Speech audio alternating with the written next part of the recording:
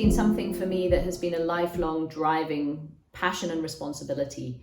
The desire to see a reduction in violence and the desire to see everybody in the world living equitable and productive lives has been something that I've wanted to do since I was at school.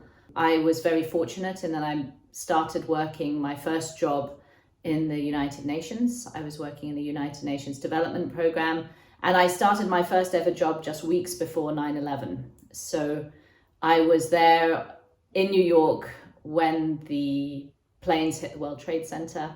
I saw them fall, the second one at least, and saw all that followed, the consequential, important role that the UN played in trying to broker peace following the invasion into Afghanistan, the wars in Iraq, Sudan, Somalia, and all that followed.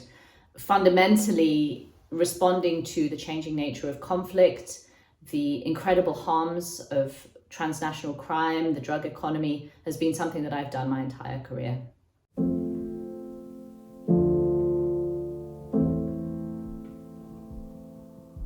I think that the United Nations obviously was founded on the mandate to prevent the scourge of war.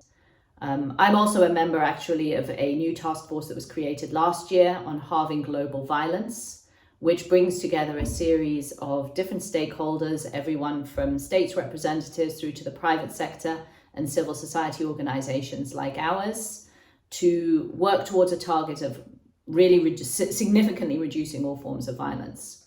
And then finally, of course, I am a co-founder and the deputy director of an organization, the Global Initiative Against Transnational Organized Crime, whose mandate is to respond to illicit markets and criminal flows and the harm that they provide. And clearly, one of the things that for which organized crime is most potently known is as an actor of violence.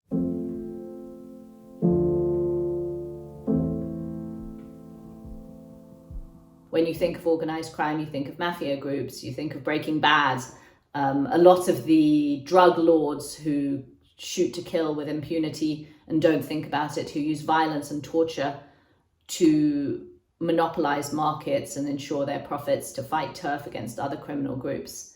I think what we don't necessarily associate with organized crime actually is how much organized crime has warped and profits from a global financial system. So elites, both criminal and non-criminal, have created an ecosystem in which the flow of money is going in a degree of inequality towards a tighter and tighter centric elite in a way that's unprecedented. So criminal flows, illicit financial flows, have become a development issue. They've become part of a system that undermines all of our efforts across the Sustainable Development Goals to ensure that people can live peaceful and productive lives. But I think we also have to think of wider forms of crime. Often we talk about economic crime as being white-collar crime, non-violent, actually really not particularly harmful, but it is incredibly harmful. Criminal groups are using their financing, their money, their incredible profits to warp elections, to buy key institutions, to further corruption.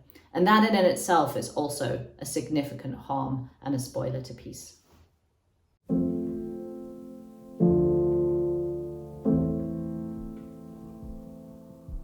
It's ambitious. It is something that's been achieved in key places, which has been remarkable. And I think part of the task force's momentum comes from the fact that it celebrates this as a potentially achievable goal, which I think many people would not.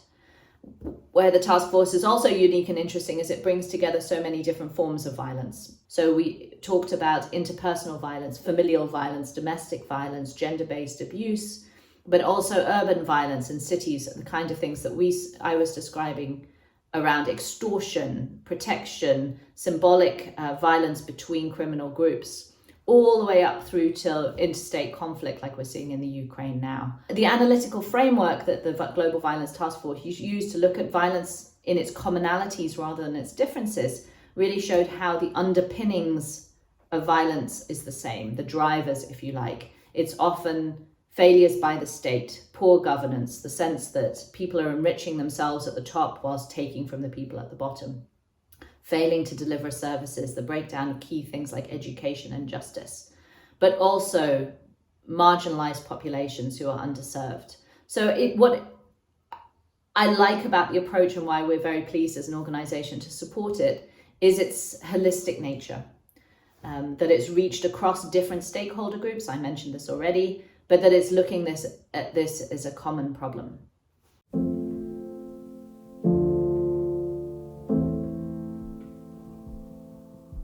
I think actually it's imperative that individuals and ordinary people seize this agenda. What we've seen over the last few years is an incredible democratic backsliding. It's very noticeable that over the past 10 years, the richest have gotten richer and richer at a faster rate, whilst the number of people falling into poverty has increased. And so everything, I think, is going in the wrong direction. And what we need at a time like this is a call to arms in some ways. And it's ironic, of course, to say a call to arms when we're talking about global peace. But actually what we need is an upswelling of ordinary people who demand change, who demand for these issues to be taken seriously, and who call for local government, urban government, and national governments that are responsive to that. It's a very hard time now to look for transnational and multilateral solutions, but we need them more than ever, and we need everybody to show their commitment and desire to see that kind of change. I would say, actually, in many ways, what you have to do is begin to call for the kind of change you want to see in your own life. What would make your life feel safer, more stable, and more productive? Many of us feel vulnerable now as after COVID. We've seen huge changes. We've become more fragile. Costs are going up. Costs of living are going up. And I think we know what we need from our governments. And the question is really to sit there and ask for it, and not to get distracted or distorted by rhetoric that points it at immigrants or points it at the kind of large-scale problems where really we have very minimal influence.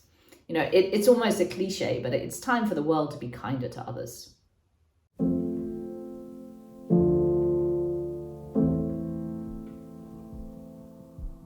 There is always a power, I think, when you bring together the entire world around a common agenda. Peace is something I think we all hope for, we all share as a goal and an ideal. Nobody wants to live in a context of violence and in a context of instability. So when you have and you denounce or you denote a day of peace, a day where we all think together what we can contribute towards making the world more peaceful, there's a unity in that. And if there's anything that the world needs these days, it is unity. It is a sense that we do have a common agenda, we do have a common purpose, and that we share something that we all aspire to. And I do think that, unlike many things where there's a sense of polarization, frustration, marginalization, the desire to live a peaceful and productive life is one we can say we all share.